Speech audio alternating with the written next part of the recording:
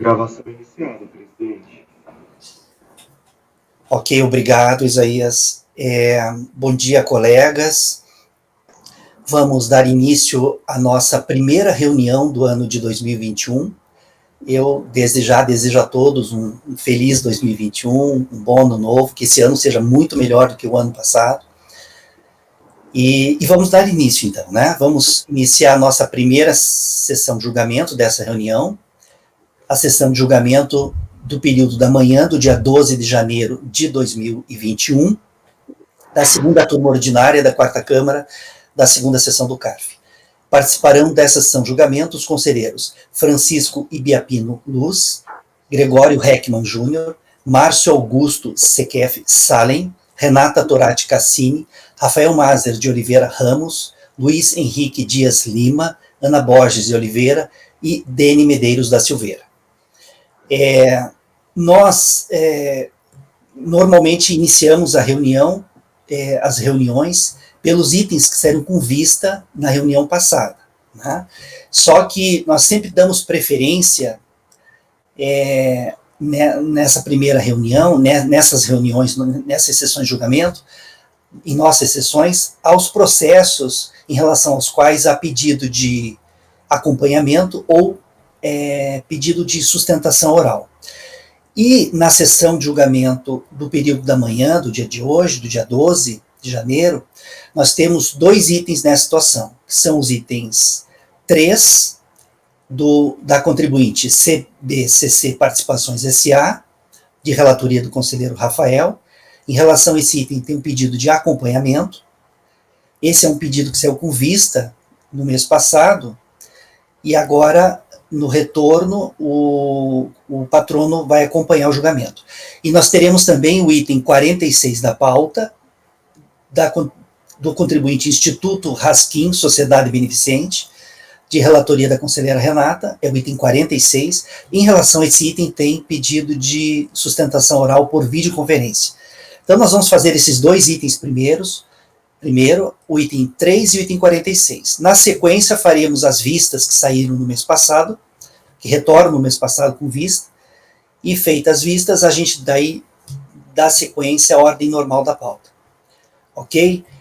Colegas, nós vamos fazer então o item 3 da pauta, do contribuinte CBCC Participações S.A., e eu vou pedir ao Isaías, você pode então chamar o patrono à nossa sala para acompanhar o julgamento. Tá ok, presidente, bem convocado. Patrono não, a patrona, né, a doutora Vivian Casanova. Item 3 da pauta, doutora Vivian. Seu processo será julgado agora. Por favor, verificar mensagem privada no chat. Item 3 da pauta, doutora Vivian. Seu processo será julgado agora. Por favor, verificar mensagem privada no chat. Patrono convocado, presidente.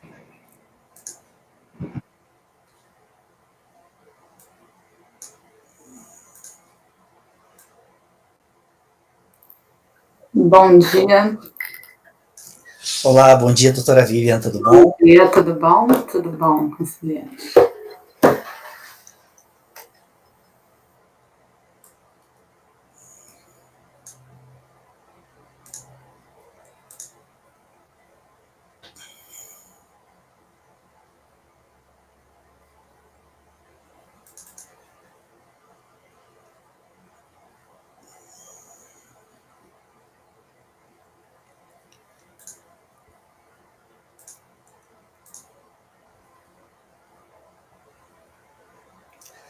Então tá, nós vamos fazer agora o item 3 da pauta, tá?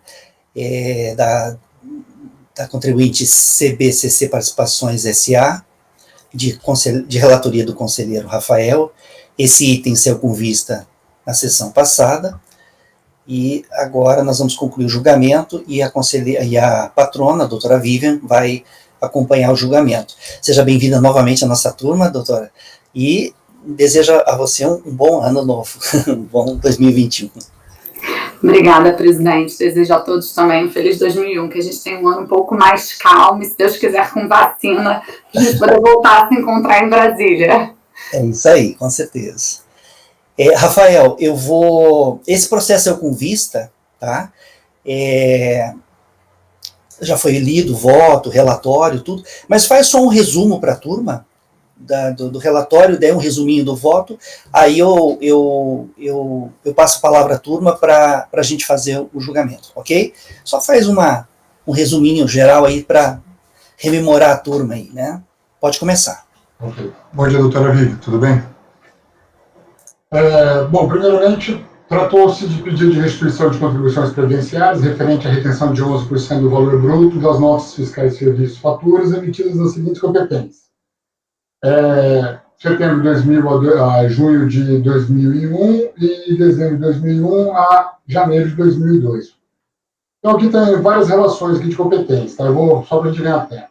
Foram anexados os documentos de folha 8 a 1510, volume 1 a 8. O contribuinte de CNPJ 00027742/1000, ao contrário, traço 00, solicitante da restituição incorporou em 29 de setembro de 2002 o contribuinte CNPJ 045977271/1000, ao contrário, traço 27, que era o detentor da razão social acima, a qual passou a ser adotada pela incorporadora. O serviço de fiscalização manifesta-se a respeito do pedido de restituição após ter sido efetuada a diligência na empresa, conforme a informação fiscal de 16 de junho de 2006, folhas 1767 e 1768, volume 9, emitida pelo auditor Walter de Carvalho. O pedido de restituição foi parcialmente deferido nos termos da tabela anexada à folha 1766. Conforme o despacho emitido pelo Serviço de Orientação da Arrecadação Previdenciária, da extinta Delegacia da Receita Previdenciária de São Paulo, folhas 1796 a 1798, volume 9, os autos retornaram à fiscalização, a fim de que seu auditor que efetuou a diligência na empresa se pronunciasse a respeito das questões ali apontadas. A fiscalização emite outra informação fiscal, folhas 1931 e 1935, volume 10, onde o auditor Haroldo Alves Feitosa concluiu pela procedência em parte do pedido, conforme os valores por ele elencados. É apresentada a planilha de retificação folhas 1934, volume 10. O interessado foi intimado através da intimação de número 89/2009, folhas 1940, volume 10, onde foram solicitados os documentos. Foram intimados também alguns prestadores de serviços, conforme folha 1980 a 1987, para apresentação das GPS, com recolhimentos referentes às quantias informadas nas intimações. As folhas 1988 a 2081, volume 10 e 11, foram anexados documentos referentes aos dados existentes em folha de pagamento, assim como dados informados em GFIP e documentos relativos a terceiros. Os ARs relativos às intimações são anexados conforme folhas 2170 e 2172. Quanto às folhas 2173 e 2213, as respostas das empresas e intimações recebidas. Após as respostas das empresas e análise da documentação anexada, a auditora Lúcia Cristina da Silva, da equipe de restituição e isenção previdenciária, da George, em 5 de abril de 2010, emite novo documento concluindo pela procedência em parte do pedido restituído. Pedido de restituição, perdão, folhas 2.214 e 2.240, volume 12. O saldo a restituir calculado totalizou um valor de R$ 1.602.812,13. O resultado dessa análise foi homologado em 26 de abril de 2010, conforme folha 2.242, tendo sido aberto prazo ao contribuinte para apresentação da manifestação de conformidade. A empresa apresentou sua manifestação de conformidade em 4 de junho de 2010, folhas 2.279 e 2.324, anexando documentos de folhas 2.327 a 2.463. A seguir são expostas as razões em si. Aí eu destaquei algumas das alegações aqui, tá? Posso ler todas? Rafael, desculpa interromper. O processo não está lá na pasta, não. Tá lá? Tá. É o 3 da pauta. Está dando que é vazio. Não, janeiro de 2021. 2021. Janeiro de 2021. Essa mudança de ano em janeiro, a gente Não, sabe. verdade. É um processo longo, grande, tem 152K.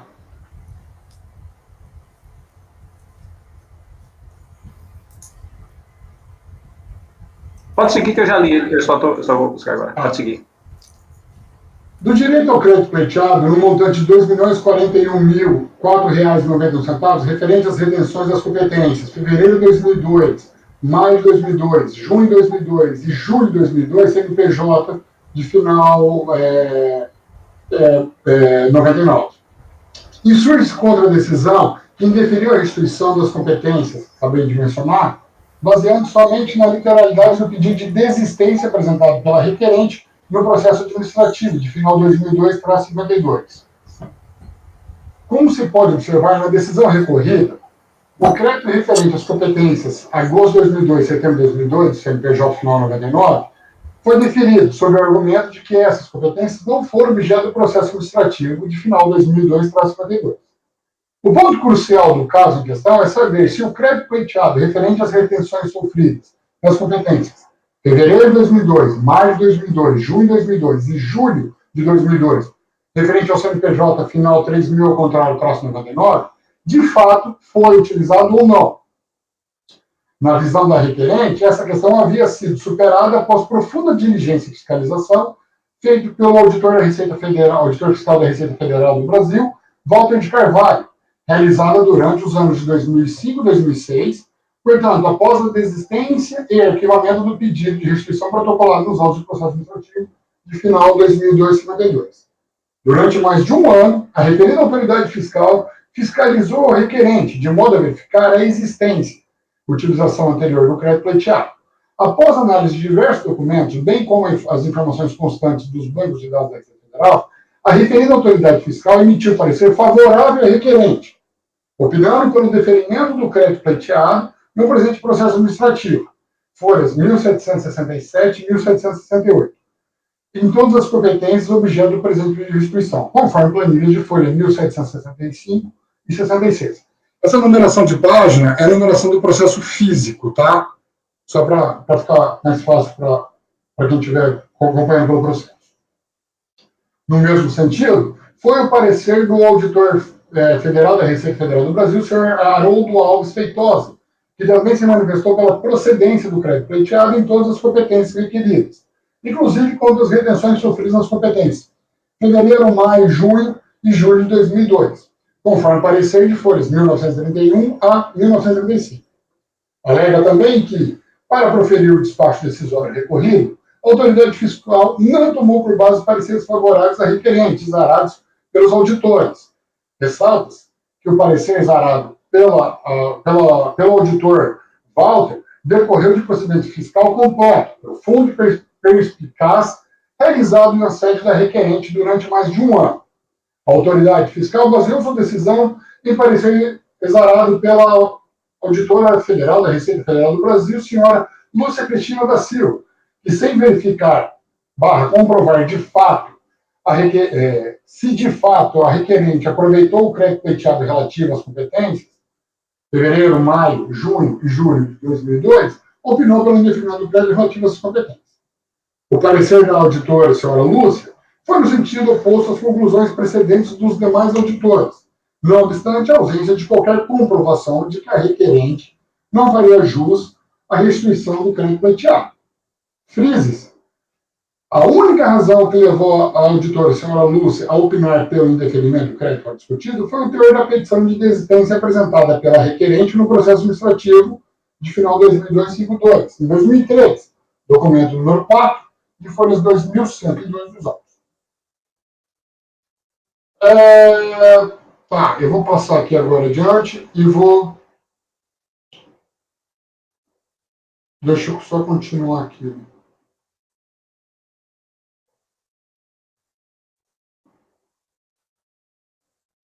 Na informação fiscal, após a fiscalização através do audit, respondeu aos questionamentos emanados pela autoridade julgadora, conforme folhas 2513, 2514, volume 13, informando. entende que a alegação da empresa de que apresentou pedido de desistência para o processo de restituição final 2002-52, com informação da compensação por equívoco, não pode prosperar. A empresa CBC, Companhia Brasileira de Contact Center, apresentou o pedido de folhas 2102 com a informação de que já compensou os créditos solicitados no processo de restituição final 2002-52. Essa petição foi devidamente assinada e com firma reconhecida em cartório pelo sócio responsável da empresa na época, senhor Antônio José Rodrigues. Além disso, não existe fundamento legal para desconsiderar um ato feito pela empresa que, inclusive, ocasionou o arquivamento deste processo de restituição. Afirma também que a análise desse processo de restituição deve ser feita pelas provas existentes nos autos. A empresa apenas apresentou uma declaração de equívoco em relação à compensação efetuada. Sendo assim, entende não caber aos analistas a desconstituição da prova de compensação, e sim a empresa, tendo em vista que essa poderia ter feito essa compensação em qualquer estabelecimento, num período de 5 anos. Além disso, o princípio da segurança jurídica cabe para os dois lados, tanto para a administração pública quanto para o contribuinte. Com referência à solicitação referente ao RAT, informa que os levantamentos feitos pelo auditor fiscal Valder Carvalho já se encontram em fase de julgamento. Porém, pela análise desse processo de restituição, feita por esse fiscal nas folhas 1767 e 1768, bem como a sua planilha de folha 1766, pode-se verificar que a base de cálculo para o RAT que foi utilizado nos débitos corresponde a 1%. Faz referência à análise realizada por outro auditor que já havia sinalizado questionado a diferença da alíquota do RAT. Em relação à necessidade de constituição do crédito referente à diferença do RAT, entende que se deve dar a correta interpretação da súmula 8 do STF, para que a inconstitucionalidade não amplie contrariamente o alcance do decidido. Ao analisar o processo de restituição, deve-se verificar as declarações feitas em GFIP pela empresa, constando que as informações prestadas divergem da realidade da empresa. Obrigatoriamente deve-se restituir o valor correto, que é o que o contribuinte tem direito, que não se confunde com a restituição do débito. Caso contrário, o que se entende pelo descrito no item 10 da resolução número 12000 de 042 da 14ª turma, é que dever-se-ia deferir a totalidade dos créditos requeridos pela empresa e proceder ao levantamento de créditos relativos ao RAT para a posterior cobrança. O contribuinte foi cientificado do resultado da diligência conforme documentos de folhas 2515 e 2517, em 25 de 7 de 2011. Da manifestação da empresa após o resultado da diligência.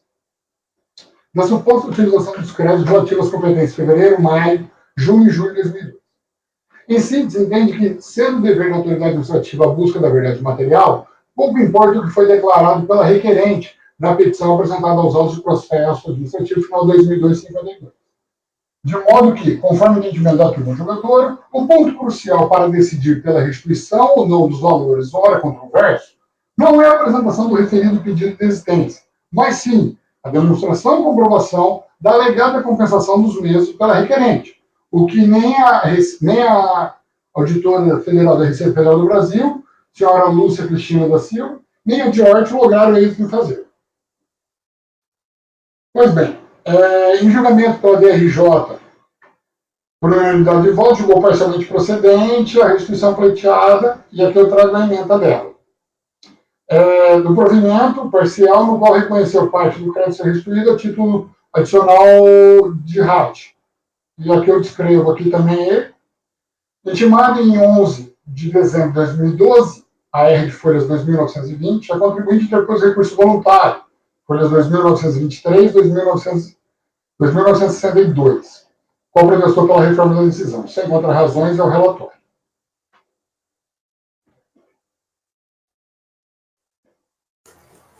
Pode agora fazer o início da leitura do voto. Um resumo do que você já leu na reunião passada, né? Não sei se fez alguma alteração do voto, não sei.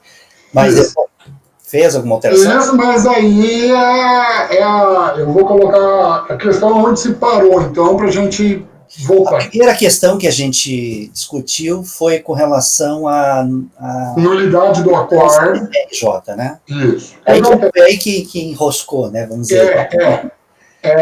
Bom, vamos lá. O que acontece? Eu vou ler aqui porque até que é curto.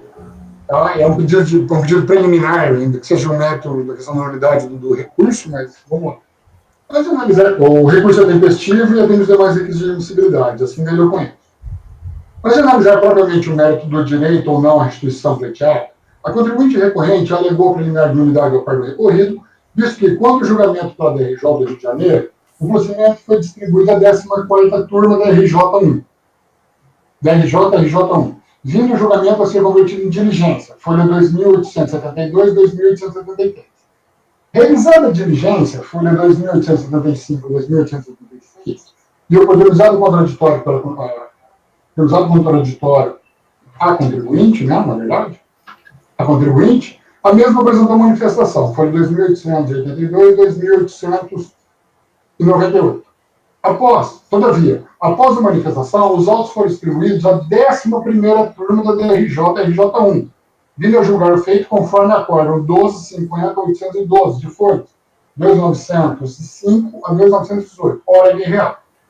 Aqui destaco a portaria MF 341, de 12 de julho de 2011, que disciplina a constituição das turmas e o funcionamento das delegacias da RJ, da Receita Federal do Brasil de Julgamento, da RJ, vigente quando o julgamento.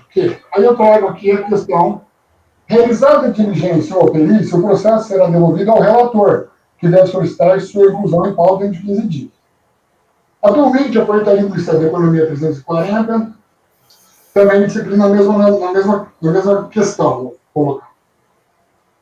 E, de fato, no presente caso, tem-se que, quanto à conversão do julgamento em diligência pela 14ª turma da RJ, a relatoria foi do senhor Marcílio de Alencar Arraes, presidente da 14ª turma. E, após o retorno, o mesmo foi distribuído à 11ª turma, vindo a relatoria do acordo atacado ser feita pela senhora Tatiana de Freitas Teixeira, auditora da Receita Federal do Brasil. No presente caso, não há qualquer justificativa nos autos que fundamente a distribuição para a turma e relatoria diversa daquela da conversão do julgamento em diligência. Aqui que entrou a questão, foi feito de vista. Eu tinha votado para dar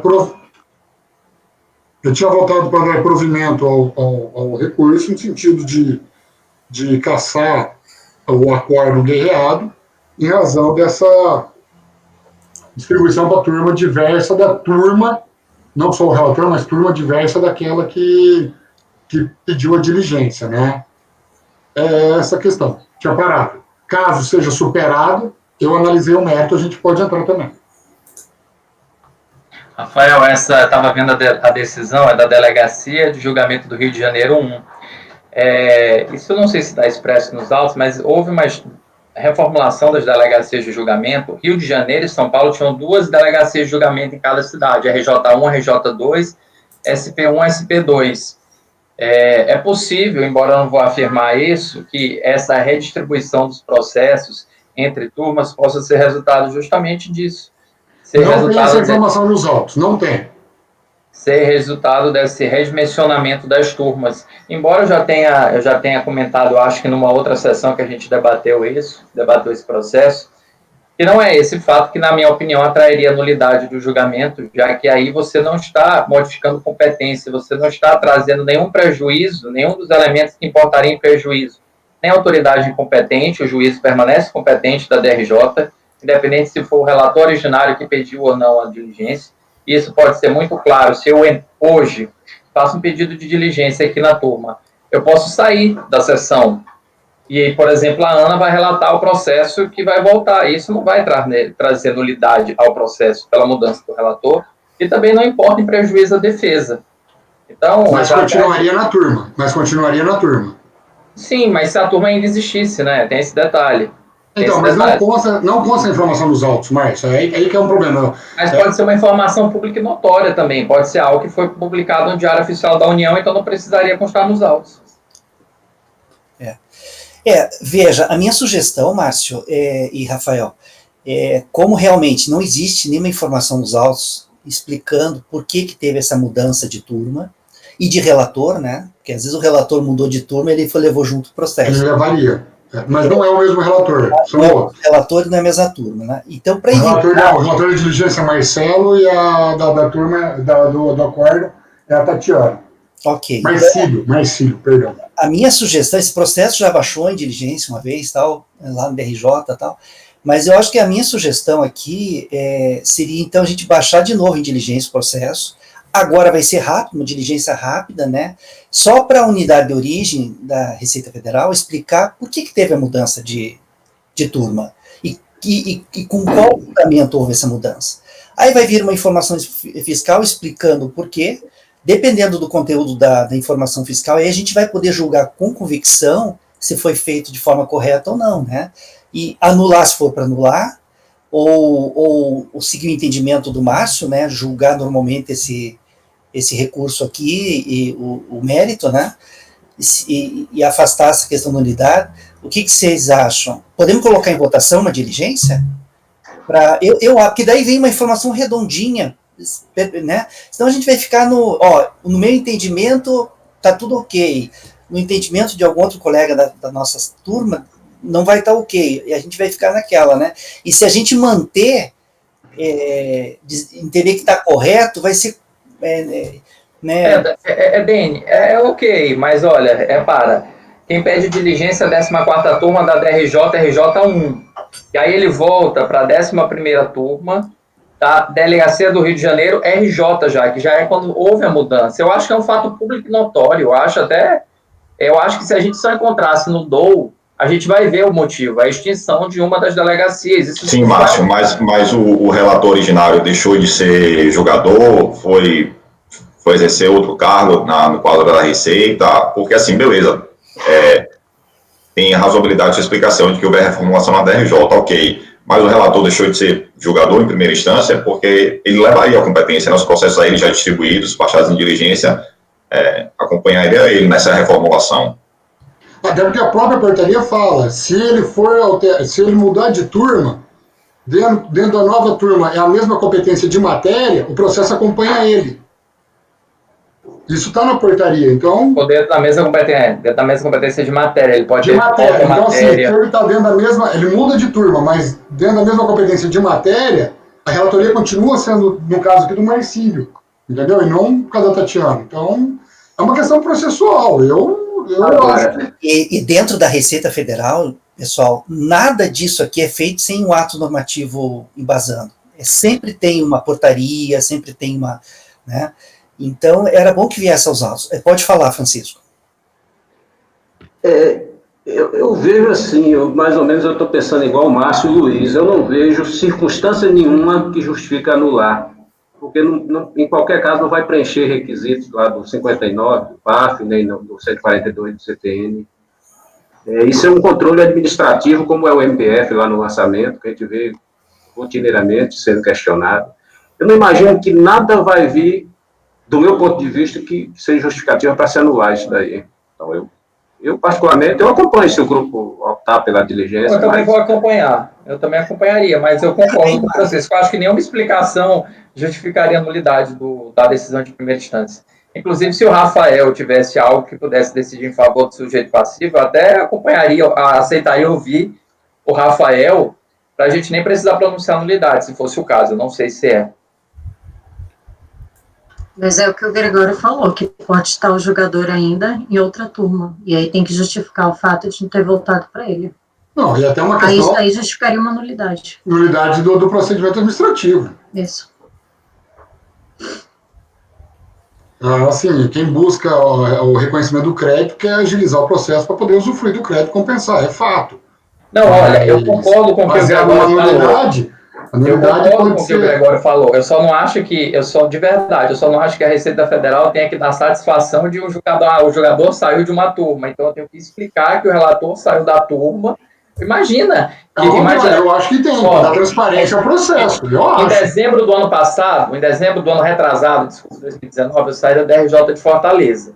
E eu saí com 40 e tantos processos na minha caixa. Imagina ter que justificar, e alguns já tinham providência, imagina ter que justificar cada um. O relator saiu desse processo e agora é um outro relator. Mas, Márcio, eu peguei o processo do CARF, que era dessa turma que o relator saiu e falou, em razão da renúncia, da tal, foi feito um novo sorteio e caiu para o Rafael. Isso, no CARF, espaço de 4 linhas. Sempre tem um despacho informando. Eu acho que tem que constar isso. É uma questão de transparência do processo, até para o contribuinte do outro lado tá saber por que mudou o relator, saber por que mudou tudo. É fato. Então, colegas, acho que a diligência é o mais adequado, só para vir uma informação redondinha, a gente poder julgar com mais convicção. Então, eu vou só... Diligência... Eu vou reformular, então. Então, eu proponho uma diligência... Vamos votar, né? Vamos votar. Mas então, só para não ser a diligência, divergência. Tá? Eu estou propondo, então, converter o julgamento em diligência para que se retorne aos autos, justificando a motivação da alteração de relator e turma do acordo recorrido. Para o acordo recorrido. Isso. Indicando, inclusive, a fundamentação, né? Perfeito. Colegas, o relator, então, está propondo a conversão do julgamento em diligência para que a unidade de origem da Secretaria Especial da Receita Federal preste essas informações. Eu vou perguntar de forma genérica, ampla. Colegas, alguém diverge da proposta de diligência? Ninguém? Você diverge? Diverge porque as razões apresentadas não são motivos de nulidade, como propôs, e aquelas portarias, as portarias que regulamentam, inclusive, não são regras processuais, diga-se de passagem, são procedimentos administrativos, gerenciamento de processo, e não existe identidade física do relator com o processo, e eu entendo que isso é um argumento absolutamente superável. Não tem por que pedir para se explicar, porque isso... Se fosse uma autoridade incompetente, uma pessoa que não fosse sequer julgador, ou fosse dos quadros da Receita, tudo bem, mas foi emitido por uma turma constituída, com julgadores devidamente nomeados. Isso aí é uma filigrana que absolutamente desnecessária no processo. Isso não constrói nada. Eu sou contra a diligência. Colegas, o conselheiro Luiz, então, ele diverge, ele vota por rejeitar a conversão do julgamento de diligência. Mas alguém acompanha o Luiz na divergência? Não? Os demais, então, acompanham a proposta do relator de converter em diligência? Eu também acompanho. Então, colegas, em relação ao item 3 da pauta, da contribuinte CC Participações SA, ficará assim o resultado. Resolvem os membros do colegiado, por maioria de votos, converter o julgamento de diligência para que a unidade de origem da Secretaria Especial da Receita Federal do Brasil preste as informações solicitadas nos termos do voto que segue na resolução, consolidando o resultado da diligência de forma conclusiva e informação fiscal que deverá ser certificada à contribuinte para que, a seu critério, apresente manifestação em 30 dias. Vencido o conselheiro Luiz, que votou por rejeitar a conversão do julgamento em diligência. Dani, nesse caso, teria que ouvir a contribuinte, porque é uma questão instrumental. Eu acho importante nesse caso. Não, doutora Vivian, não cortando o contraditório, mas é que a senhora já justificou isso no recurso, né? Então... eu até coloquei no positivo, né? Tudo bem. Cada contribuinte para que apresente manifestação. Não, porque como é uma questão meramente instrumental, e a doutora Vivian já apresentou as razões no recurso voluntário, questionando até a nulidade do julgamento, né? Pelo disso. Mas sem problema, estou dentro, sem erro. Tá bom, então. Então tá. Presidente, posso só fazer uma colocação? Pode. Eu não sei se eventualmente seria o caso, é que esse processo, na verdade, a gente está falando de um crédito já de 2002, que a gente já tem aí, vamos fazer 20 anos, né, o crédito. E até uma colocação que foi feita, apesar, obviamente, de ter sido colhido o julgamento, mas eu não sei se seria o caso na discussão do crédito, posteriormente, se restar superada a discussão da nulidade, se entraria assim, alguma outra discussão que possa resultar numa nova diligência. Porque aí, o conselheiro Rafael está falando, porque se fosse o caso, eventualmente, para ter uma nova diligência, a gente ia ter uma diligência agora para um ponto e depois retornar para julgamento para ter uma nova diligência. Então, eu só queria tentar evitar que, se fosse o caso de ter uma nova diligência pela questão de mérito, a gente pudesse baixar uma única vez em diligência. Era só essa minha questão. O que eu oriento, assim, então, Rafael, dada essa situação, você... se você sentir a necessidade de incluir nas informações mais alguma informação, essa informação é a informação que a turma quer, tá? Por que mudou de turma? Se no teu voto quiser solicitar mais alguma informação, né, eu acho que não tem problema, né, colegas? Se o conselheiro relator sentir a necessidade de mais alguma informação. Então, não, até porque você colocou nos termos do voto, né? Então, tem à vontade lá. Não, eu acho que não tem dúvida não, viu, doutora Vivi? Ficando bem, te antecipando já, depois do pedido de vista, o mês passado, eu voltei a analisar todo o mérito. Aí eu acho que está bem claro o processo, está bem... no meu ponto de vista, lógico, tá? Está bem coerente, não tem mais o que se discutir, mais nada a produzir de prova, dúvida, nada, do meu ponto de vista. Tá, porque senão a gente... Eu analisei isso. Oi, fala, Luiz. Francisco. Eu analisei esse processo também e eu entendo que ele está em condições de julgar. Acho que não tem, na questão de mérito, não tem nada que se complementar. Ele ficou bem claro, né, Francisco? Ele ficou... A discussão é pontual, se existe o direito ou não à restituição e acabou, né? É bem isso, né? É mais até processual, né? Eu entendo. Assim, a questão do pedido. O pedido foi arquivado, então teria que ter outro pedido? Acho que a questão básica é essa aí, né? Exatamente, até porque o crédito foi reconhecido pela Receita Federal, então, assim, uma questão processual. Deixa eu aproveitar, a doutora ainda está aqui na sala, eu estou tentando até abrir o processo aqui, mas não estou conseguindo acessar o processo. A petição de desistência naquele outro processo está aqui nos autos? Tá. O Marcos, você pega ela aí, Marcos? Não precisa não, eu só queria dar uma olhada nela, mas se tá, depois eu olho, eu não estou conseguindo acessar agora. Se você abrir o acórdão meu, essa petição que é o embrólio do negócio, ela tem a numeração dela certa em PDF, tá?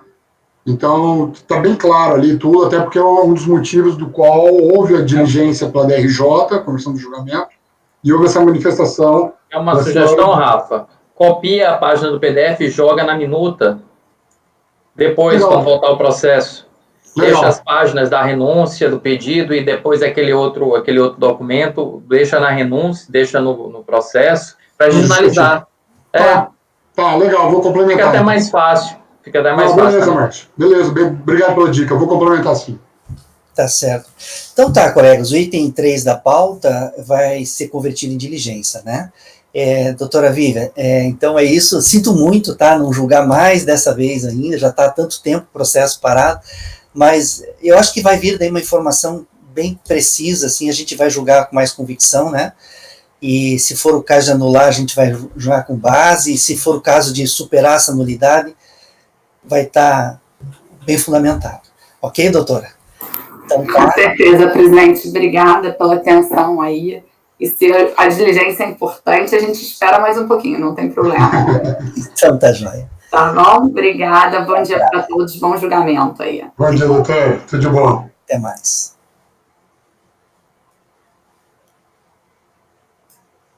Então tá, colegas. Item 3 da pauta. Convertido em diligência. Agora o próximo item da pauta é o item...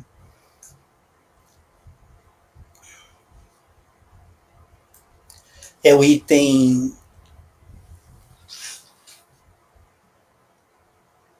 46.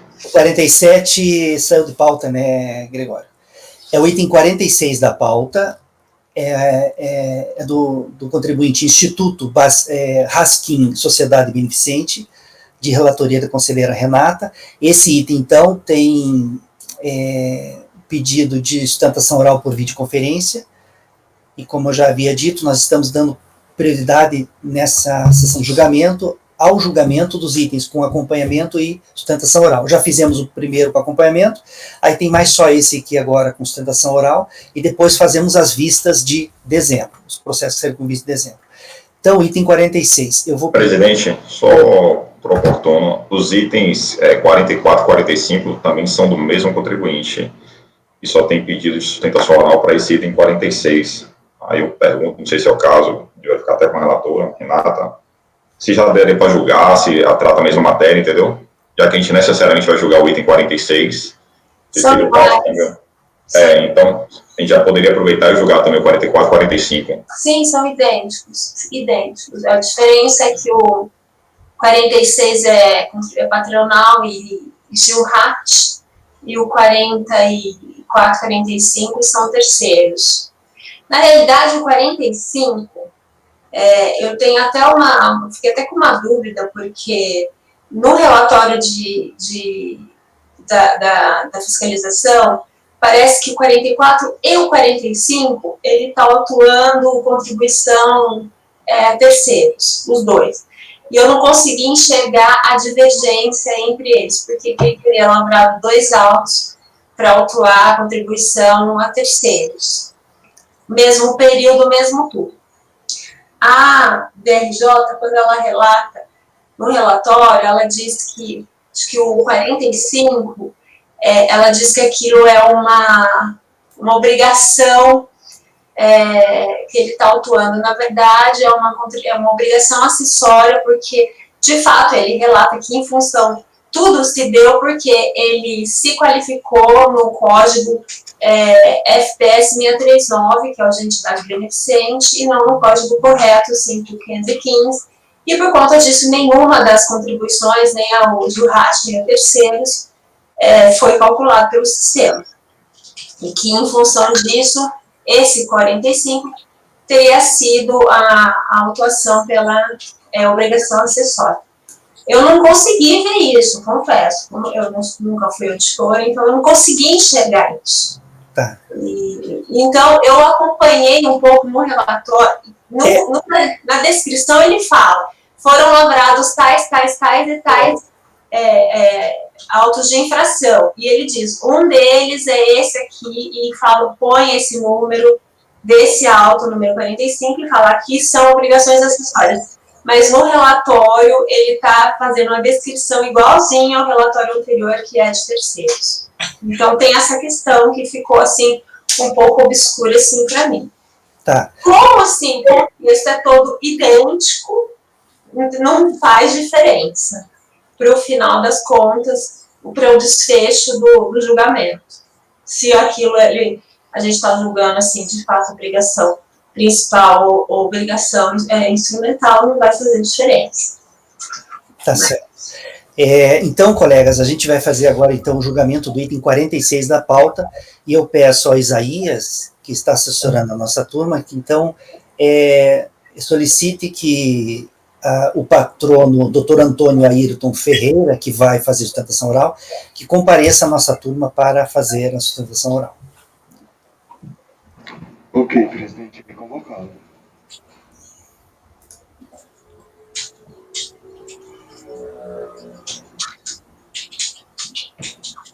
Item 46 da pauta. Dr. Antônio. Seu processo será julgado agora. Por favor, verificar a mensagem privada no chat. Item 46 da pauta. Dr. Antônio. Seu processo será julgado agora. Por favor, verificar a mensagem privada no chat. Renato, eu estava vendo aqui o processo, então tem uma que é a patronal e tem 2 de terceiros, é isso? Um deles é certo, que é o... Quer dizer, um deles é certo, que é terceiros. Você está sem vídeo, tá, Renata? Então, eu vou ter que... Eu caí uma vez, vocês nem perceberam. Eu percebi. Você percebeu? Então, mas eu não sei, parece que eles ficaram todos... Eu vou sair e voltar, porque para mim eu tô com vídeo. Então, peraí que eu vou... Você pode desligar e ligar a câmera, tenta. Tá, deixa eu fazer isso. Às vezes funciona. Agora desligou. Voltou? Não funcionou. Tenta entrar e sair. Tá, vamos lá. É porque, Dani, eu peguei um caso que tinha também 2 de terceiros, mas estava discriminado. Um era aí fazer as instituições de terceiros específicas e o outro eram outras. Não entendi por que o auditor fez isso, mas pode acontecer, né? Ele lança assim a educação em uma e ele lança SES e Senai em outra. Entendeu? Bom dia, doutor Antônio Ayrton Ferreira. Seja bem-vindo à nossa turma. Muito obrigado, bom dia. Bom dia, doutor. Desejo ao senhor um bom ano novo. Torcer que esse ano seja melhor que o anterior. Muito obrigado, igualmente. Nós vamos fazer agora o julgamento do item 46 da pauta, do contribuinte, Instituto Raskin Sociedade Beneficente, de relatoria da conselheira Renata. Enquanto o senhor vinha para a sala, a conselheira já estava nos informando que são 3 processos da mesma empresa, né? Sim. Os itens 44, 45, 46. Então, nós vamos fazer o julgamento do item 46, que é em relação ao qual o pedido de sustentação oral, e aí ela já, na sequência, já vai entrar nos outros 2 processos, para a gente já finalizar esses 3 processos. Ok, doutor? Ok. Eu vou pedir, então, à conselheira relatora que faça a leitura do relatório, do voto, do item 46 da pauta. Se possível, Renata, um resumo, né? Um resumo do relatório. E aí eu já lhe passo a palavra, doutor, para a sustentação oral, de 15 minutos, e depois da sustentação oral, a conselheira relatora faz a leitura do voto. Renata, pode, então, iniciar a leitura do relatório. Se possível, como ele disse, um resumo. Pode começar.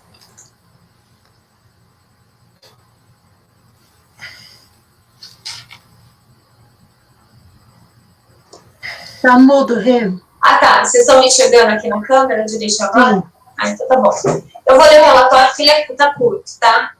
Então, trata-se de recurso voluntário, interposto de acordo ao que julgou improcedente impugnação apresentada pelo área recorrente contra auto de infração, lavrado para a constituição de crédito tributário, de contribuições de seguridade social e para financiamento de benefícios concedidos em razão do grau de incidência de incapacidade laborativa e riscos ambientais do trabalho de URAT, incidentes sobre as remunerações pagas pela empresa a seus empregados e contribuintes individuais no período compreendido entre janeiro de 2006 e dezembro de 2007.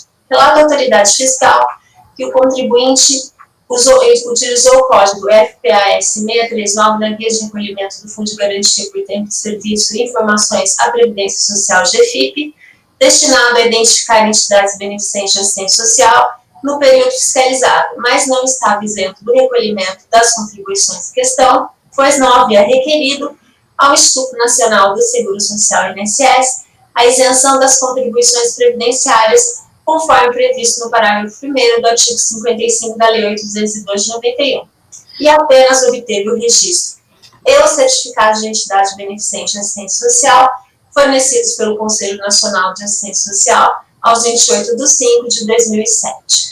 Notificado do lançamento, a empresa apresentou impugnação que foi julgada improcedente pela DRJ de Campinas em decisão cuja ementa eu reproduzi aqui abaixo. Notificada dessa decisão, ao 6 de 6 de 2011, dela o contribuinte interpôs recurso aos 4 de 7 de 2011, no qual alega, em síntese, que, conforme consta de seu estatuto social apresentado à autoridade fiscal, trata-se de entidade sem fins lucrativos, constituída sob regime de direito privado no ano de 98, que obteve o reconhecimento de instituição de utilidade pública municipal e estadual, dedicando-se, desde o ano de 2004, exclusivamente ao atendimento médico no regime de Sistema Único de Saúde, de modo que é incontroverso que as condições materiais para a fruição da imunidade foram rigorosamente cumpridas.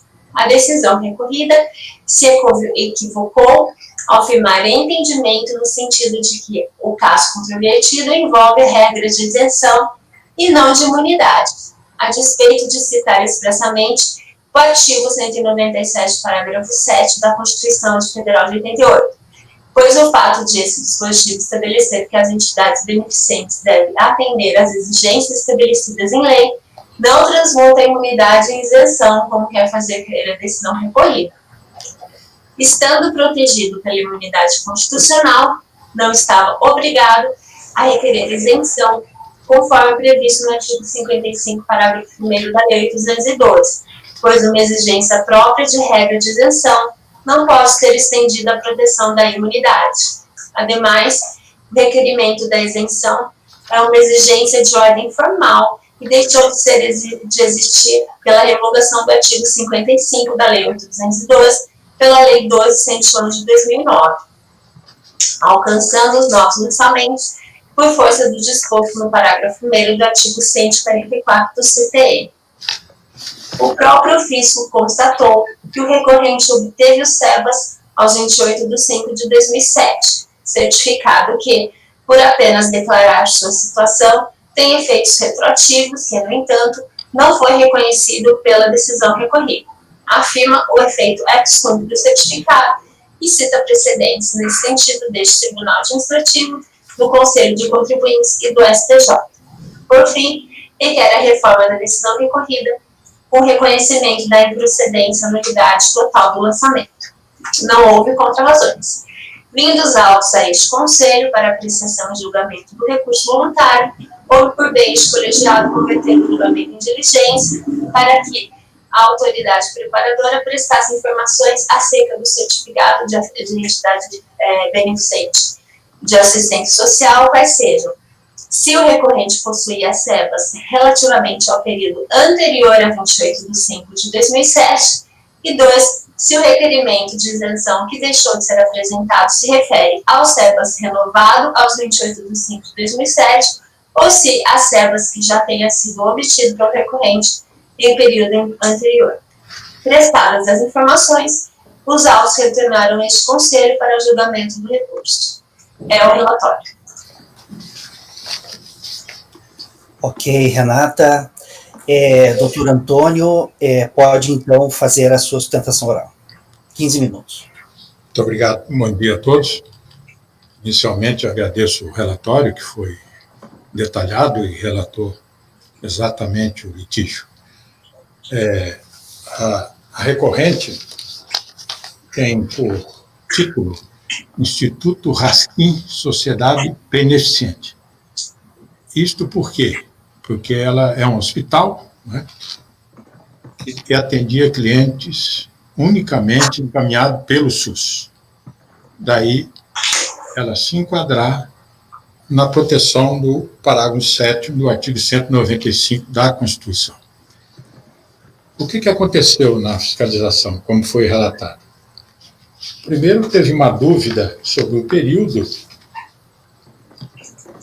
mas a decisão de primeira instância resolveu. O período é de 1 de 2006 a 12 de 2007. E ela obteve o certificado SEBAS em 28 de 5 de 2007. Na primeira instância e no recurso, no ponto central da defesa, foi dito que esses certificados são declaratórios, portanto, ele revela uma situação anterior e tem efeito ex tunc.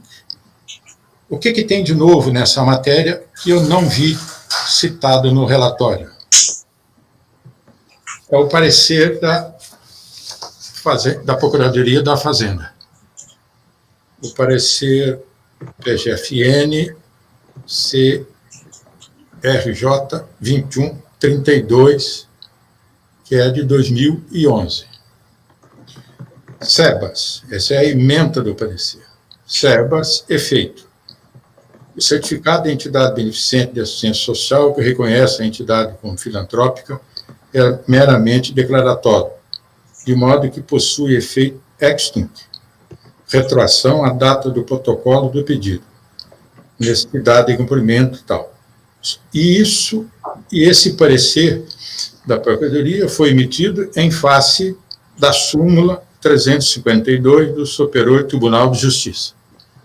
Então, quando eu fui preparar a sustentação oral agora, eu descobri esse parecer, que reafirma o que foi citado no recurso, que o certificado obtido em 28 de maio de 2005, ele cobre o período autuado, que tem, dentro do período autuado, uma parte de 2007.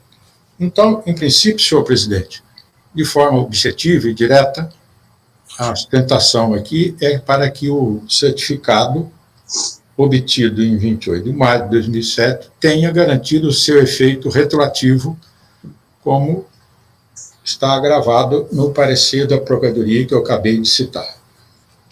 Essa, em resumo, a sustentação oral, e agradeço a gentileza da oportunidade de tratamento conferido e aguardo o julgamento dos senhores. Muito obrigado. Doutor Antônio, tem só uma questão de ordem, presidente, com licença. a data de formalização, de protocolização do SEBAS, que você me relatou que ele foi deferido, foi em 2005. O ano. 2007. A data que ele formalizou o pedido. Ah, tá. Isso não consta dos autos. Consta só a data que ele foi deferido. A data que ele foi, o formulado o pedido, não consta dos autos. Porque o SEBAS ele tem efeito meramente declaratório, então ele retroagiria a data do pedido. Você tem algum documento nesse sentido, doutor Antônio, em relação a essa data? Esse processo é muito antigo, ele é de 2010. Vamos em frente, eu vou abordar. Então, eu não tenho memória desse registro.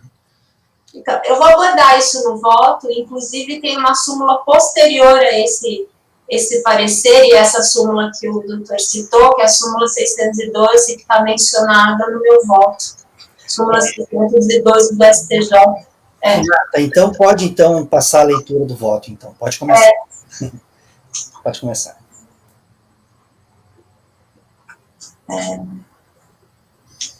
Então, vamos lá. Recurso é tempestivo e preenche os demais requisitos formais de admissibilidade, razão pela qual dele conheço. Trata-se de recurso voluntário, interposto contra a decisão proferida pela TRJ Campinas, que julgou procedente o lançamento de contribuições devidas pela empresa à Seguridade Social e ao financiamento dos benefícios concedidos em razão do grau de incidência de incapacidade laborativa e riscos ambientais do trabalho de URAT, incidentes sobre a remunerações pagas aos segurados, empregados e contribuintes individuais no período de 1 de 2006 a 2 de 2007.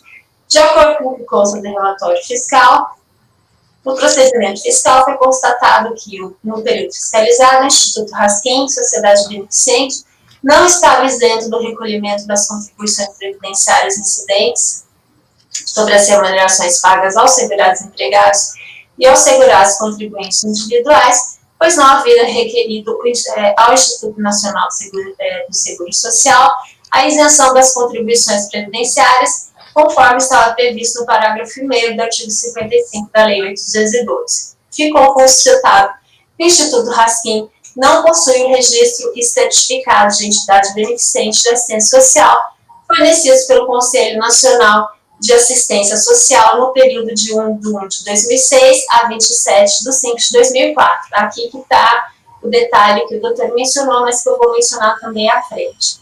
Tendo obtido-o somente em 28 de 5 de 2007, conforme pode ser comprovado através da tela do Sistema de Informações do Conselho Nacional de Assistência Social. Essa parte que eu não destaquei, eu vou pular, tá, se vocês quiserem, mas não precisa, ele vai falar só do Código 639. Julgar improcedente a impugnação apresentada pelo recorrente em seu recurso voluntário, ele argumenta em síntese que está protegido por imunidade constitucional nos termos do artigo 195, parágrafo 7 da CS, e não por isenção, razão pela qual não estava obrigado a cumprir as determinações do artigo 55 da Lei 8.212, que são próprias de regras de isenção, e que a própria autoridade fiscal reconhece que as condições materiais para a fruição da imunidade foram rigorosamente cumpridas. Alega que, ademais, o requerimento de isenção previsto no artigo 55, parágrafo 1º da Lei nº 8.212 se trata de uma exigência de ordem formal que deixou de existir pela revogação do dispositivo pela Lei 12.101 de 2009. Desse modo, entende que, por se tratar de a exigência do requerimento de isenção e do certificado de exigências formais, a norma que exige a apresentação do requerimento para a concessão de isenção junto à INSS deve receber o qualitativo de norma procedimental, uma vez que não versa sobre os elementos essenciais da obrigação tributária, razão pela qual, nos termos do artigo 144, parágrafo 1º do CTN, essa norma não poderia ter sido aplicada ao presente caso, pois na data do lançamento, o dispositivo em questão já houvera sido revogado pela Lei nº 12.101 de 2009, que não traz mais a exigência de apresentação de tal requerimento. Afirma que a decisão recorrida se equivocou ao afirmar entendimento no sentido de que o caso comprometido envolve regra de isenção e não de imunidade, a despeito de citar expressamente o artigo 195, parágrafo 7º da CEF de 88, pois o fato de esse dispositivo estabelecer que as entidades beneficentes devem atender às exigências estabelecidas em lei não transmuta imunidade de isenção, como quer fazer crer a decisão recorrida.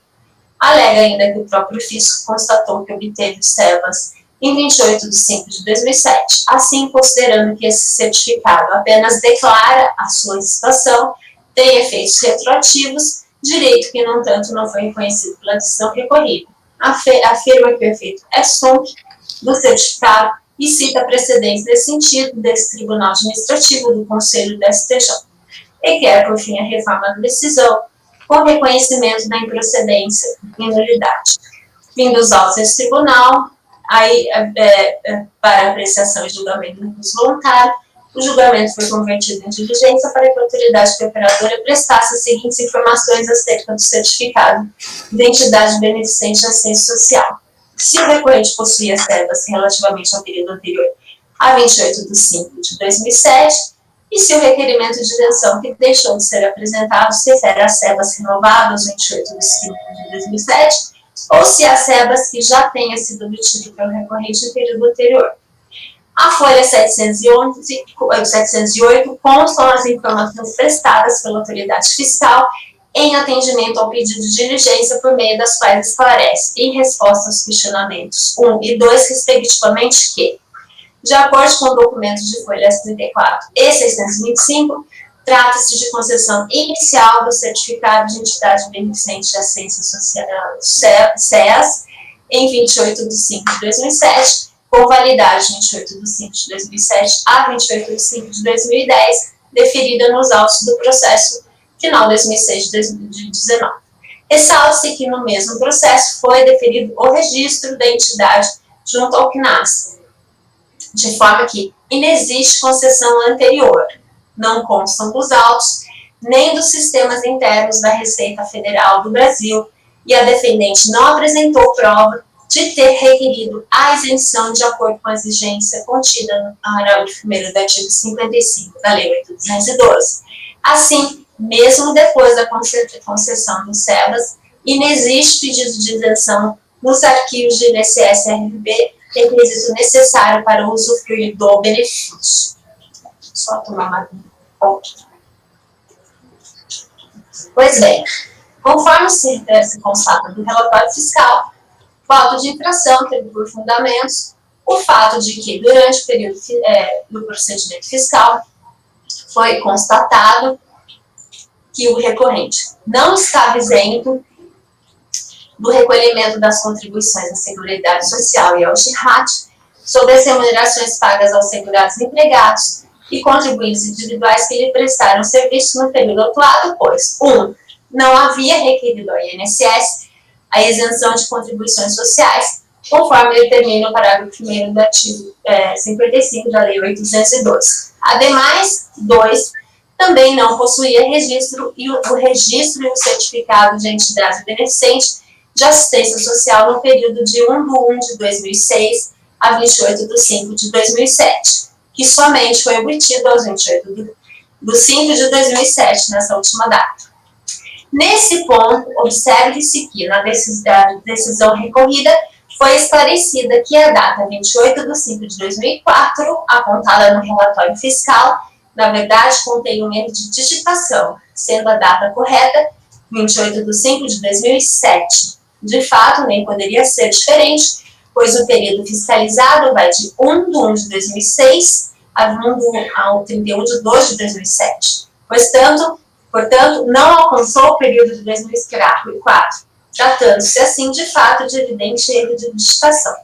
Prosseguindo, o recorrente alega, como acima relatado, que é incontroverso que cumpre todas as exigências materiais para o gozo da imunidade, o que é reconhecido pelas próprias autoridades fiscais, de modo que, estando protegido pela imunidade constitucional do artigo 195, parágrafo 7 da CEF de 88, não estava obrigado a cumprir as exigências do artigo 55 da Lei 802 de 91, próprias de regras de isenção.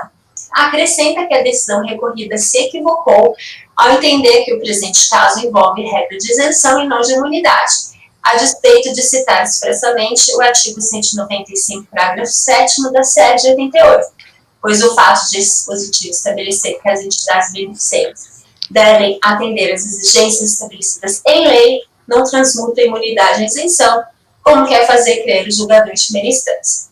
Inicialmente, no que diz respeito à afirmação do recorrente no sentido de que o entendimento externado na decisão recorrida é que o presente caso trata-se de regra de isenção e não de imunidade, transcrevo abaixo o seguinte trecho da decisão do acórdão em questão. Eu não vou ler, tá? Vou deixar aqui para vocês, eu vou ler só a conclusão a respeito disso, tá? Da simples leitura do trecho acima reproduzido, fica claro que o julgador Acó entendeu que a hipótese tratada nos atos é de imunidade constitucional prevista no artigo 195, parágrafo 7º da CF, e que, por tratar-se, poder-se-ir até questionar, como fez o recorrente, se a lei a que faz referência o dispositivo em questão tratar-se-ia de lei complementar ou de lei ordinária.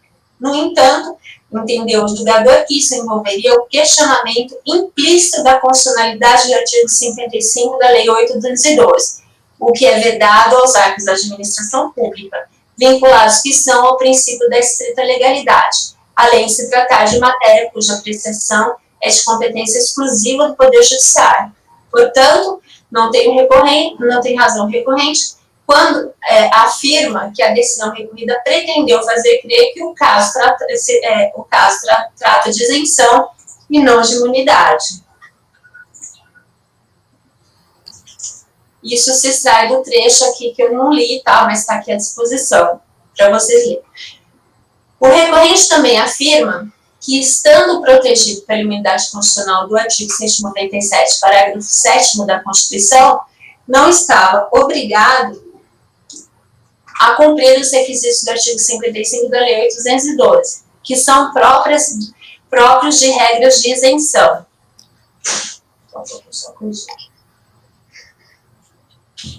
Dentre eles, requerer isenção conforme previsto no seu parágrafo 6º.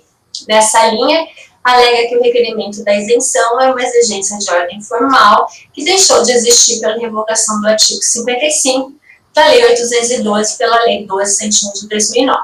Desse modo, entende que se essa exigência, que é de ordem formal, com a revogação do dispositivo que a contém, ela deixou de existir, incluindo e alcançando os novos lançamentos por força do disposto no parágrafo 1º do artigo 144 do CTE, pelo que não poderia a fiscalização ter aplicado norma procedimental esculpida no parágrafo 1º do artigo 55 da Lei 8.212, uma vez que tal dispositivo, na data do lançamento, já havia sido expressamente revogado pela Lei nº 8.202 de 2009, que passou a regulamentar matérias sem qualquer exigência de requerimento de isenção a ser dirigida à administração tributária.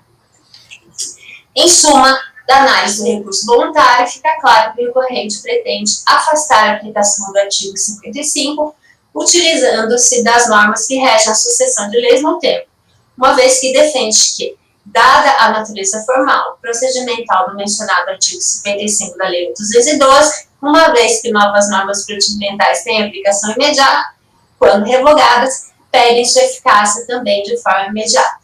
O tema é regido pelo artigo 6º da LINDB, que dispõe: a lei em vigor terá efeito imediato geral, respeitados os atos jurídicos perfeitos, direito adquirido e a coisa julgada.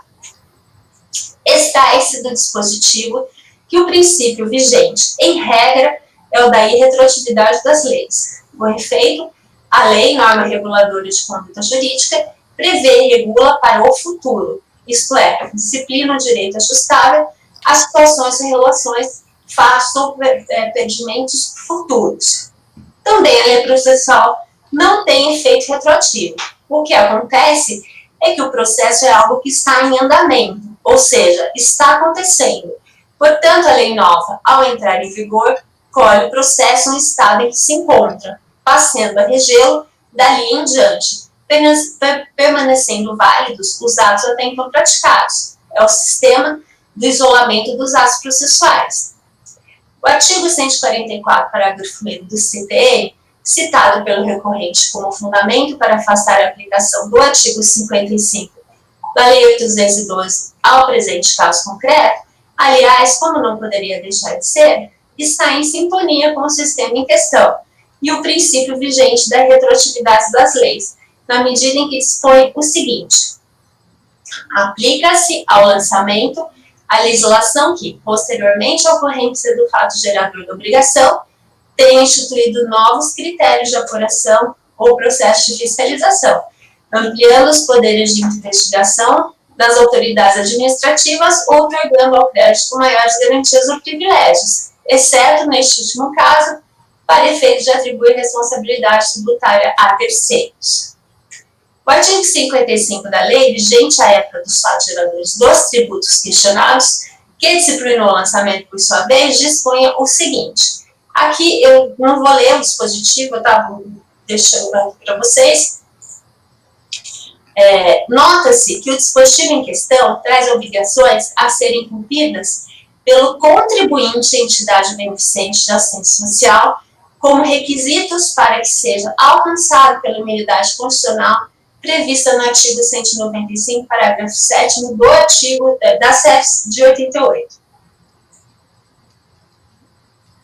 Em outros termos, ainda que de natureza formal ou procedimental, trata-se de norma dirigida ao contribuinte e não à autoridade fiscal. Por essa razão, percebe-se com facilidade que não se enquadram em nenhuma das hipóteses descritas no parágrafo 1º do artigo 144 CTN e, portanto, entende que o recorrente não tem razão. Com relação ao certificado de entidade beneficente de assistência social, embora, como já mencionado, tenha alegado que, por estar amparado pela imunidade, não era obrigado a cumprir as exigências do artigo 55 da Lei 8.212, afirma, por outro lado, que o próprio fisco constatou que o recorrente obteve o SEBAS aos 28 de 5 de 2007, certificado que, por apenas declarar a sua situação, tem efeitos retroativos, o que não foi reconhecido pela decisão recorrida. Nesse sentido, cita precedente deste tribunal e do STJ e requer que seja reconhecido o efeito ex tunc do certificado. Umas palavrinhas. A respeito da natureza declaratória do SEBAS, anoto que o entendimento consolidado do STJ, expresso no enunciado de súmula de sua jurisprudência de número 612, é no sentido de que o certificado de entidade beneficente de assistência social, SEBAS, no prazo de sua validade, possui natureza declaratória para fins tributários, retroagindo seus efeitos à data em que demonstrado o cumprimento de seus requisitos estabelecidos por lei complementar para a fruição da imunidade.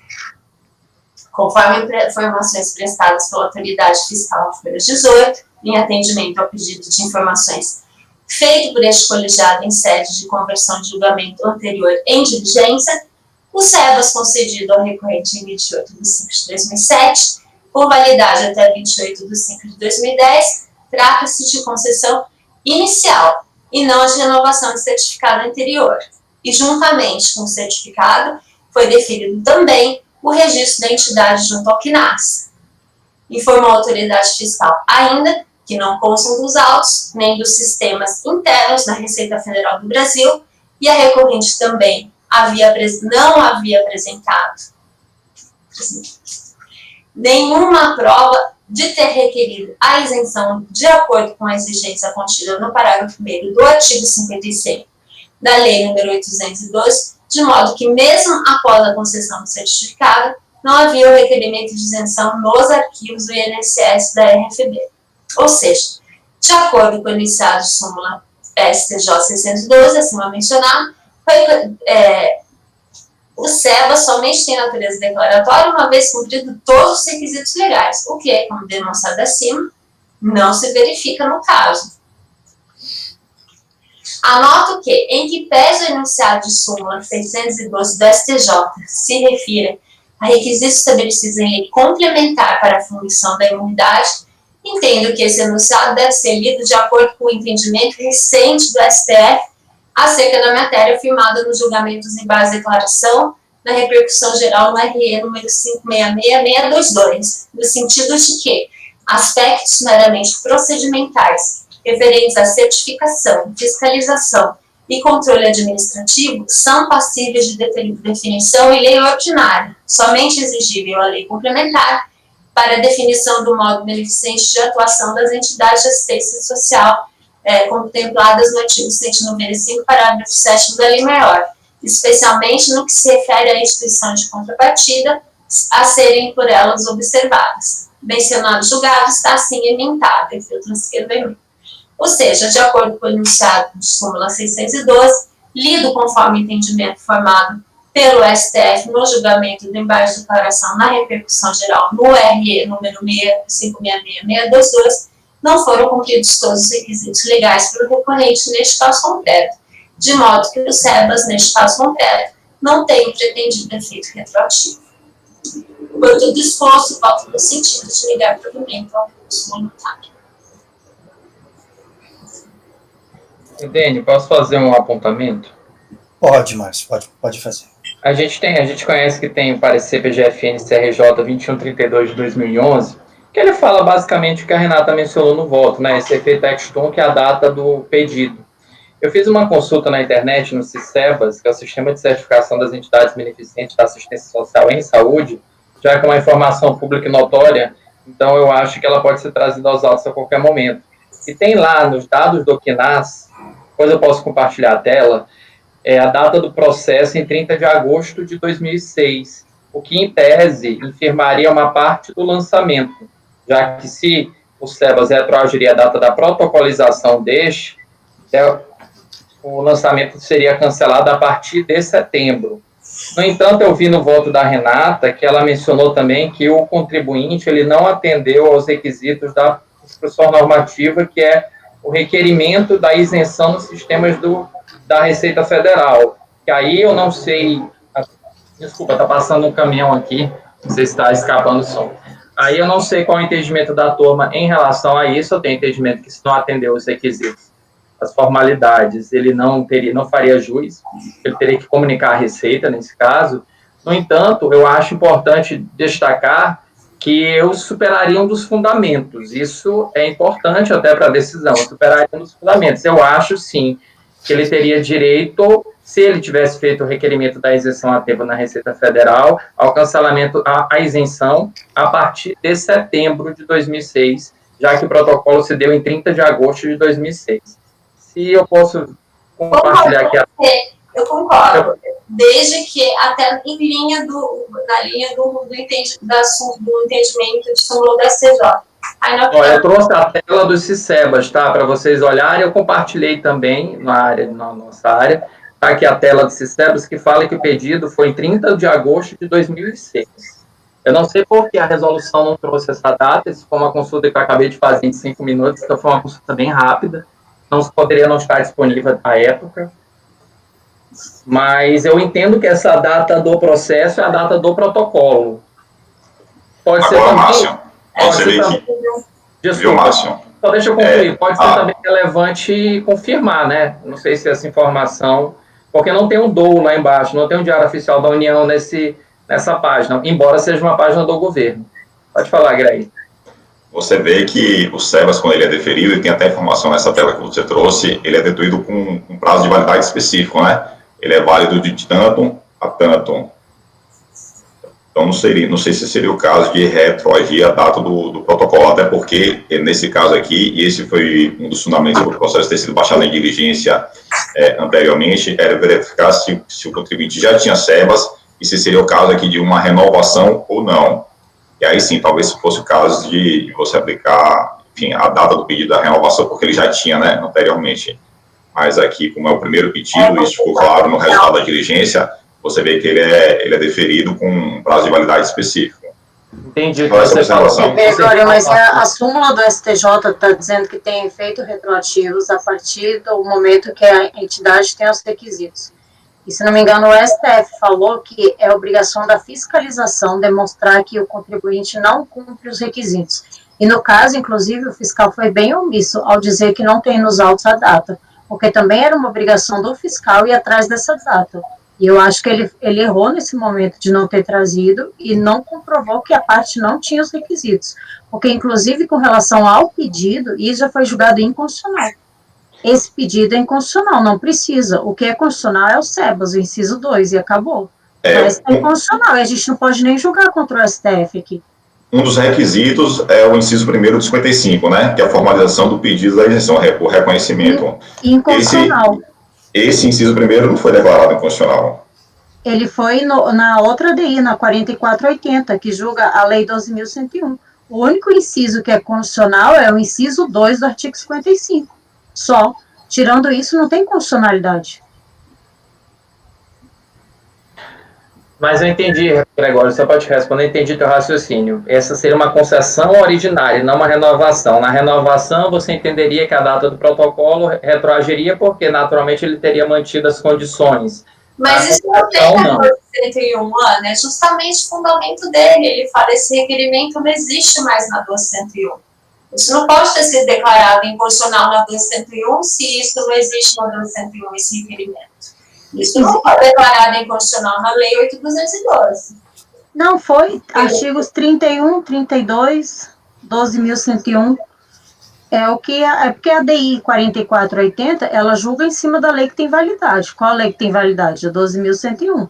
Porque ela revogou o artigo 55 da 8.212, que replicava os mesmos requisitos. E isso foi declarado inconstitucional. A única parte que o STF falou é constitucional é somente o inciso 2. Eu confesso que eu não vi essa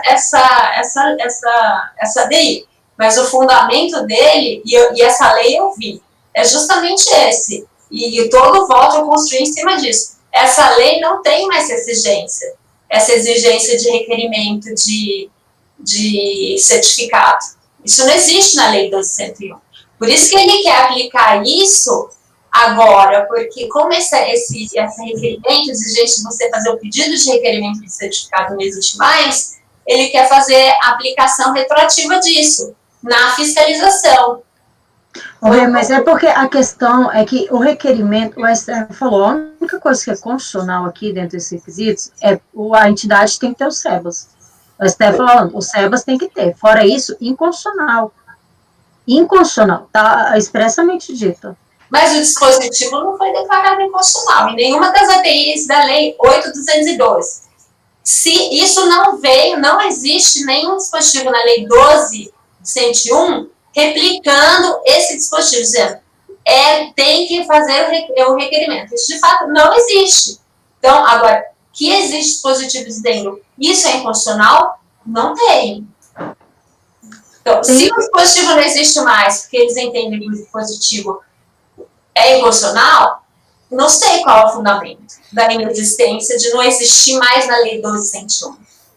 Não existe. A Lei 12.101, dentro dos artigos que foram julgados inconstitucional, inclui o pedido que a parte deveria fazer. Mas não tem esse dispositivo que consta pedido de requerimento de certidão na 12.101. Tanto que o STF fala, a única coisa que vai ser constitucional aqui pra gente é que a entidade tem que ter o SEBAS. Eu não tenho que fazer um requerimento de isenção. Eu tenho que ter o SEBAS. Inclusive, cadê? A de 1999, a ADI, que falou, aqui é uma imunidade, não existe isenção. Não, mas qual é a ADI? Que número que é que você falou? 4480. Tá, deixa eu ver.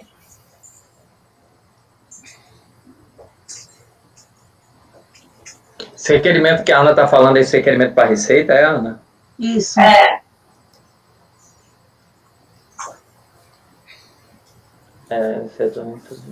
A constitucionalidade só existe para a gente discutir o SEBAS, que é uma posição aqui que eu posso até ser vencida, porque eu acho que ele é ex-tunc de verdade. Acho que não é meio ex-tunc, acho que não existe. Então, eu acho que a turma pode até discordar comigo nesse aspecto, que é o que o Márcio está levantando em relação à data que o contribuinte fez o pedido. Ok, aí o Márcio fala, eu quero ver a data do pedido, para a partir daí achar que tem a validade. Eu entendo que é um ex-tunc verdadeiro, mas com relação aos outros incisos, o STF deixou bem claro que é inconstitucional. A única coisa que é constitucional é ter SEBAS. Até porque quando ele vai ele protocola, ele já está entrando com todos os documentos, né? A despeito da validade do certificado, ele está entrando com todos os documentos. Ele é analisado naquela época daquele fato. Os documentos foram analisados e foi considerado que ele era uma entidade beneficente que atendia todas as condicionantes determinadas pela legislação tributária para gozar da isenção ou imunidade, dependendo do entendimento, da contribuição previdenciária devida. Isso, tanto é, Rê, que o RE, esse 566622, que é o que dá margem a toda essa discussão, ele é um recurso que é dado provimento porque ele vem em cima de uma decisão do TRF que falava a mesma coisa que você disse. Eu não estou com teor aqui não, mas o TRF, ele tinha negado o direito do contribuinte sobre esses mesmos fundamentos. E esse recurso extraordinário, ele é provido pelo STF. E é um recurso extraordinário com repercussão geral, que inclusive ele replica lá nas outras ADIs, na 21, 22, sei lá o quê.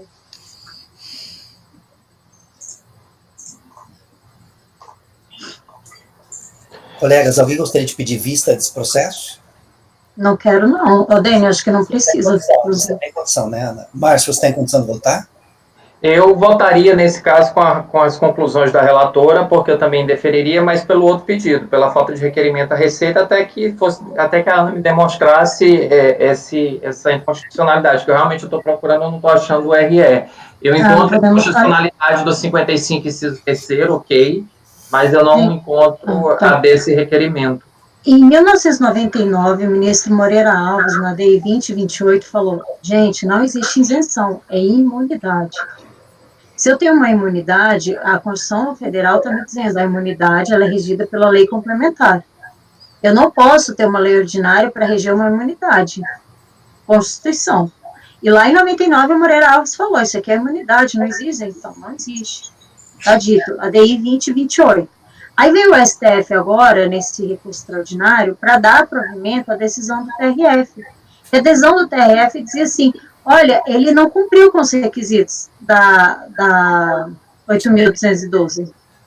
Então, se ele não cumpriu, se ele não fez o requerimento, eu vou negar o pedido. E o recurso extraordinário, ele vem e fala assim, não, senhor TRF, a gente vai dar provimento a esse recurso extraordinário, porque os requisitos, eles têm que estar em lei complementar. Mas, e não pode ter nada na lei ordinária? Pode, requisitos formais. Quais, STF? O contribuinte entrou com embargo de declaração, que está há 3 anos sendo julgado. O STF falou, isso é mesmo, quais? Porque ficou contraditório aqui. Aí o STF disse, olha, o inciso 2º do artigo 55, ele é constitucional. Porque ele fala que a entidade tem que ter o SEBAS. Fora isso, os requisitos estão na lei complementar. Mas esse requerimento não seria também uma obrigação formal? Mas o STF o STF está dando provimento ao recurso extraordinário para dizer que não. Eu sei, eu estou perguntando se o requerimento para a Receita também não seria um requerimento formal, um requisito formal, como o SEBAS é, que não seria necessário estar presente em lei complementar, é isso que eu estou falando. Poderia ser, mas o STF disse que não. O TRF, ele negou o pedido do contribuinte, dizendo que o artigo 55 tem as exigências. Qual é o RE, Ana? Tu tem um número? Não, né? Agora, do RE? 566622.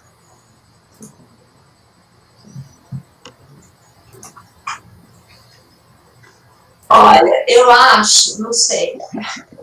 Eu acho assim, não, eu acho que essa questão é antiga, isso foi superado pelo julgamento do recente do embargo de declaração no RE, que foi julgado junto com todos os embargos de declaração em todas as ADIs. Você leu o voto infinito da Rosa Weber integralmente?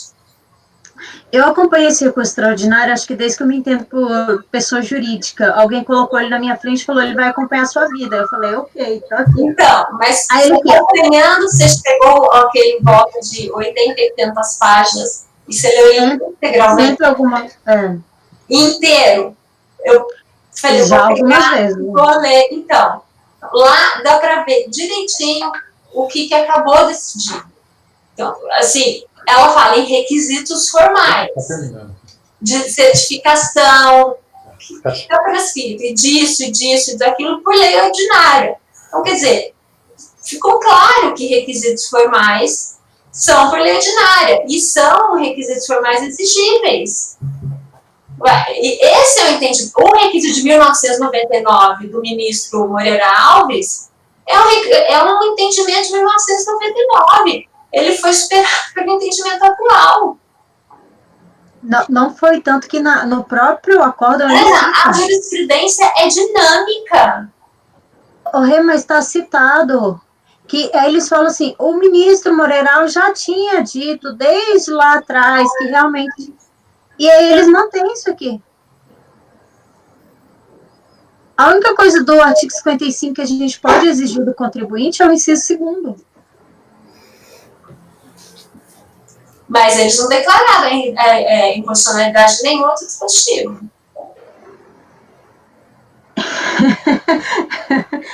Então, assim, você está dizendo, mas assim, é a primeira vez, eu falei, realmente, eu estou dizendo, eu fiquei assustada, porque foi a primeira vez que eu li alguém dizendo que é uma isenção. De verdade, assim, no fundo do meu coração, eu nunca tinha visto alguém ainda ter uma discussão que é uma isenção no debate. Não tem um doutrinador que você abra que ele diga, isso aqui não, talvez seja uma isenção. Tem o Celso Barroso Leite. Não, mas ninguém está dizendo que isso é uma isenção. O que o STF diz é que há um espectro que é possível de ser regulado por lei ordinária, que são os espectros formais. Isso, aí eles entraram com embargo de declaração e falaram assim, mas então quais aspectos? Aí ele falou assim, certificação, fiscalização. Inciso 2 do artigo 55. É a resposta do STF para a pergunta, mas quais aspectos? Ficou confuso.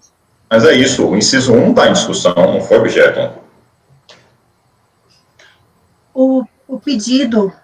Então, a discussão é essa, é só se ele tem SEBAS ou não. Então, a questão tem efeito ex-tunc, mas a partir de quando? Para mim, a discussão aqui no processo é só essa. É a partir da data do requerimento, é a partir da data da validade, é a partir se é ex-tunc. Para mim, a discussão é só a fiscalização, nesse caso aqui em análise, a fiscalização apontou 2 fundamentos para indeferir, né, o pedido do contribuinte. Não é questão dos... uma vez cumprido, dentro do prazo de validade, uma vez cumpridos os requisitos. É o que o STJ diz na súmula 602. Você tem que incompatibilizar as coisas. Esse entendimento com esse entendimento do STF. Esse acordo não está nesse voto que só em vista o APMI do Rafael. Desse item 2, a emenda dele está aí. Eu até compartilhei agora com vocês também lá, né?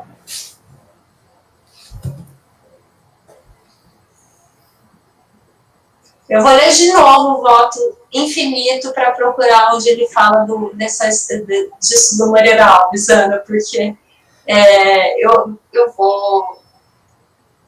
quero ver onde a referência, esse trecho que você disse. Colegas, vocês estão em condição de votar? Todo mundo pode votar? Podemos votar? Então, vamos fazer a votação aí. Se alguém quiser pedir vista, fique à vontade, tá? Francisco... Se alguém quiser divertir também, fique à vontade, até porque eu acho que esse assunto vai dar muita discussão até que a gente chegue. Então, eu conversei com... eventualmente rever, porque é um assunto muito complexo, eu acho. Então, esse que é o problema. Eu conversei com o pessoal das outras turmas e eu falei, gente, como é que vocês estão aí julgando essa questão? Vocês estão tirando de pauta, não estão... Aí, sabe que todo mundo me respondeu? Nossa, mas é tão simples. Aí eu falei, porque na minha turma foi, por exemplo, um negócio do infinito. Aí eles falaram, é muito simples, você não está entendendo. O inciso 2, só é ele que vai ser discutido. Se não é inciso 2, acabou a discussão. Aí eu falei, assim? Bem simples. Aí eu até perguntei para o João falou assim, chega aqui na Câmara Superior, a Fazenda manda tirar. O resto é só isso. Aí eu falei, tá, porque a discussão é só o inciso 2. E os embargos de declaração são do contribuinte, ou seja, não pode piorar a situação do contribuinte do que já foi julgado a favor dele. Então, todo mundo olhou para mim com uma cara de susto, dizendo, gente, é tão simples isso aqui, por que você está assustada? Eu falei, porque na minha turma está assim, então não sei dizer. Mas ok, cada um diverge. Colegas, vamos votar, então. Francisco, como você vota? Com a relatora. Relatora. Gregório? Com a relatora. Márcio? Eu voto com a relatora pelas conclusões, já especifiquei, pelo fundamento que, na minha opinião, só se subsiste um fundamento para a manutenção do lançamento, que é a falta de requerimento junto à Fazenda Nacional. Acho bom especificar isso. Em relação ao período de setembro em diante, tá? Deixar isso claro. Tá, isso eu não vou colocar, se a posição da Renata for vencida, eu não vou consignar isso no dispositivo, tá? Se você quiser fazer uma declaração de voto, de qualquer jeito vai ficar registrado agora no vídeo, né? Rafael, como você vota? Vou ser bem sincero, essa matéria aí eu penei e a dúvida geral da turma é uma dúvida que eu também acompanho, tá? Neste caso eu vou acompanhar mais. Tá? Vai votar acompanha a relatora. Pelas conclusões feitas pelo mais. Ok. Luiz, como você vota? Relatora. Relatora. Ana? Eu vou divergir para dar provimento. Ok, eu vou acompanhar a relatora também. Então, colegas, em relação ao item 46 da pauta, ficará assim o resultado. Acordam os membros do colegiado, por maioria de votos, em negar provimento ao recurso voluntário. Vencida a conselheira Ana, que deu provimento ao recurso voluntário. Votaram pelas conclusões os conselheiros Márcio e Rafael. Esse é o resultado para o item 46 da pauta. Renata, é a mesma questão discutida, as contribuições são contribuições diferentes, mas todas com o mesmo fundamento. Né? Então, exatamente isso. E a decisão sua, então, é a mesma para os três processos. Isso. Inclusive, eles foram, estão todos anexados no mesmo, tem 3 processos aparentemente, mas assim, o acórdão foi anexado a esse processo, todos os acórdãos e todos os recursos estão nesse processo. Eles fizeram 2 pastinhas separadas, mas só com o relatório da fiscalização, tá ok? Igualzinho também. Ok, então, doutor Antônio, a decisão do 46, só já lhe avisando, então vai ser a mesma decisão para os 3 processos, 44, 45, 46, todos tratam da mesma matéria, só são contribuições diferentes, mas o fundamento para o lançamento é o mesmo desse processo, então a decisão do 46 vai ser a mesma para os outros processos, inclusive a questão da declaração do voto pelas conclusões, né, Márcio e Rafael, e a divergência da Ana. Então tá, colegas, então lê mais uma vez aqui o dispositivo, item 46 da pauta, do contribuinte Instituto Raskin Sociedade Beneficente. Ficou assim o resultado. Acordam os membros do colegiado, por maioria de votos, em negar provimento ao recurso voluntário. Vencida a conselheira Ana, que deu provimento ao recurso voluntário. Votaram pelas conclusões. Os conselheiros Márcio e Rafael. E eu vou consignar na ata ainda que fez sustentação oral o patrono da contribuinte, doutor Antônio Ayrton Ferreira. Ok, doutor? Muito obrigado, presidente. Ok, até uma próxima, então. Até a próxima. Bom. Bom dia. Bom dia. Presidente, 5 para as 11. Querem já fazer o intervalo, colegas? Eu acho que depois dessa tempestade de discussão, acho bom mesmo, né? Dar uma descansadinha a cabeça. Tá. Então, colegas, a partir Ana, Oi. Mas depois eu até quero conversar melhor com vocês sobre esses assuntos, porque, assim, eu acho tão complexa, não está assim muito, sabe, quando eu leio, penso. É legal conversar com quem ainda tem ideias diferentes. O que eu conversei com o pessoal é que eles deixaram a questão bem simples. É até um acórdão que eu tinha salvo aqui, eu vou mandar para vocês. Eu mandei já para o Márcio e para o Rafa. Eles falam assim, o inciso 2º é constitucional. Esse a gente discute. O resto é inconstitucional, a gente nem discute. Se a fiscalização tiver apontado que descobriu o inciso 1, o inciso 3 ou o inciso 4, não pode, cancela o lançamento. E o acordo, inclusive, ele é por unanimidade. Ele é da segunda, da primeira turma, turma, terceira Câmara, é unanimidade. E eles me disseram que está todo mundo julgando por unanimidade isso no CAF. É só a nossa turma que não está tendo essa discussão. Se a fiscalização aponta inciso 1, 3 e 4, cancela o lançamento. E só a gente que ficou nessa discussão de ter os outros. E só o inciso 2 é constitucional. E pelo que eu vi da jurisprudência, eu pesquisei do CAF, de fato, é só a gente que está com essa discussão. Mas o detalhe é que a Lei 8.212, ela não fala do requerimento na Fazenda, fala? Mas, senhor, só Dani, quer suspender a gravação? Podemos, vamos fazer os 15 minutos e durante os 15 minutos alguém ainda quiser... Manda para mim, por favor, esse voto, Ana. Manda. Porque não vamos fazer a interrupção da gravação, então, daí a gente retoma daqui 15 minutos. Isaías, pode, então, parar a gravação, Rafael e Francisco também.